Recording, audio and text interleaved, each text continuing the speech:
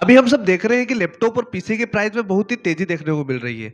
लेकिन ये क्यों हो रहा है, चलिए समझते हैं। तो इसकी सबसे बड़ी वजह है लैपटॉप और पीसी में यूज होने वाले पार्ट्स जैसे रैम और एसएसडी की बढ़ती डिमांड। इन आईटी पार्ट्स की डिमांड इतनी बढ़ चुकी है कि कंपनी में अब इनकी शॉर्टेज आ चुकी है। और ये शॉर्टेज आई है एआई कंपनियों की वजह से, क्योंकि एआई कंपनीज बल्क में ये पार्ट्स खरीद रही है। इसलिए आईटी पार्ट्स बनाने वाली कंपनी में डिमांड बहुत तेजी से बढ़ रही है और सप्लाई हो नहीं पा रही है। प्राइस के इतने हाई होने का एक और रीजन अपडेशन भी है। चूंकि पहले कंपनी DDR4 रैम पर फोकस कर रही थी और उसका बल्क में प्रोडक्शन कर रही थी, लेकिन DDR5 आने की वजह से DDR4 अब कंपनी बनाना बंद कर चुकी है और अब फोकस करने लग गई है DDR5 पे। इसीलिए DDR4 रैम के प्राइस में इतना डिफरेंस देखने को मिल रहा है। जैसे कि पहले कंपनी DDR4 रैम का बहुत लार्ज लेवल पर प्रोडक्शन कर रही थी, लेकिन आज कंपनीज DDR4 को छोड़कर DDR5 पर स्विच हो चुकी है, जिस वजह से DDR4 की रैम में भारी उछाल देखने को मिल रहा है। चूंकि जब DDR5 रैम बनती है तो कंपनीज को उसमें बहुत ज्यादा पैसा खर्च करना पड़ता है। तो सिंपल है, जब मेकिंग कॉस्ट बढ़ता है तो प्राइस ऑटोमेटिक बढ़ती है।